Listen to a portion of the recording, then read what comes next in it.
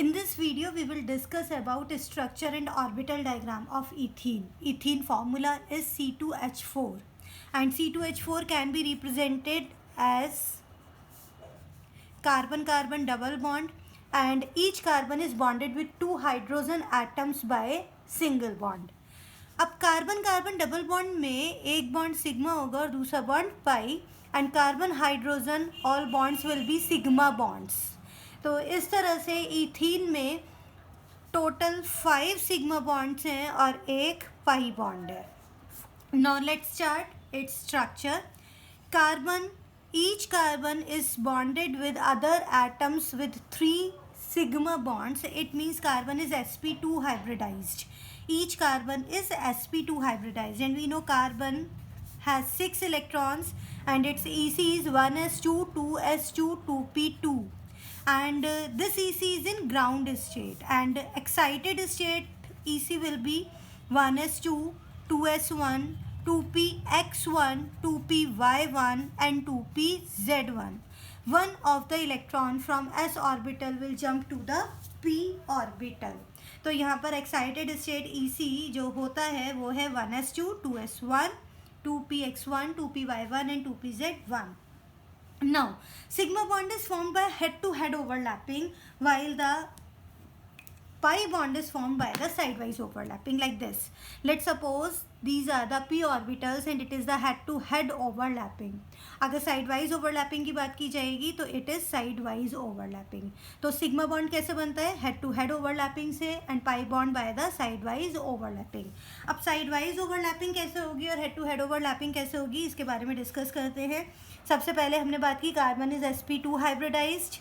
मैं यहाँ पर ऑर्बिटल डायग्राम बनाती हूँ. पहले कार्बन के लिए ऑर्बिटल्स लिख लेते हैं. Valence shell orbitals are 2s and 2p and each of the orbital has single electron. Second carbon same thing 2s and 2p. there are 2 carbon atoms. दोनों ही carbon atoms के लिए नंबर ऑफ इलेक्ट्रॉन्स हमने mention किया. sp2 hybridization show कर देते हैं in this manner. One unhybridized orbital remain. यहाँ पर एक p ऑर्बिटल अनहाइब्रिडाइज्ड रह जाती है and this unhybridized orbital is used for the formation of pi bonding. Carbon is sp2 hybridized. Carbon sp2 hybridized है. One half filled orbitals remain. One half filled orbital remain unhybridized. वो unhybridized रह जाती है and this unhybridized orbital is used for the formation of pi bond which is used for pi bond formation. So sp2 hybridised orbital हम कैसे indicate कर सकते हैं?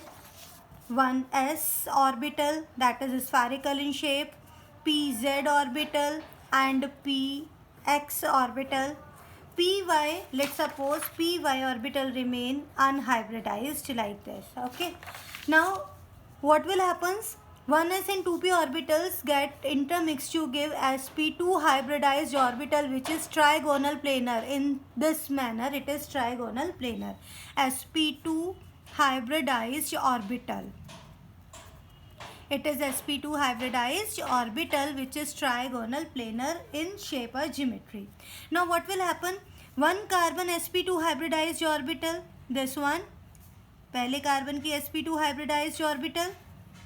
Another carbon sp2 hybridized orbital overlap करके sigma bonding बना लेती हैं. In this way there is sigma bonding. Sigma bonding ये बना है carbon carbon sigma bond. How carbon carbon sigma bond?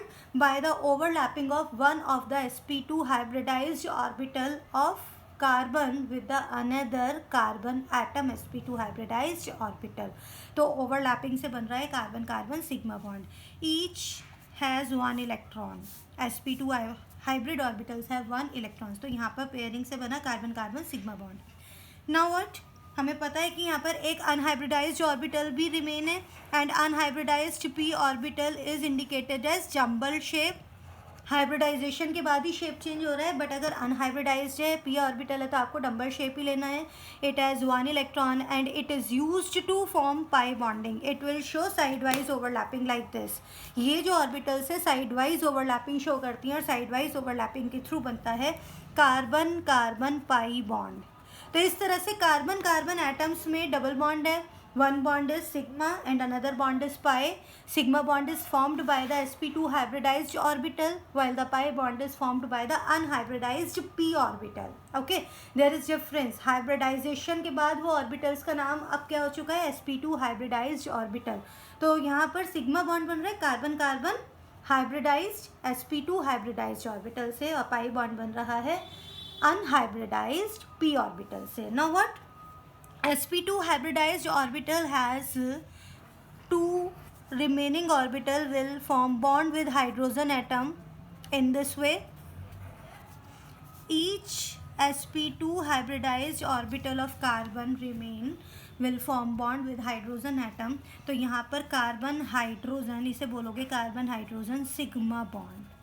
In this way there are 4 carbon hydrogen sigma bond, 1 carbon carbon sigma bond, 1 carbon carbon pi bond. तो यहाँ पर number of bonds are 5 sigma bonds and 1 pi bond. तो ये है structure ethene का.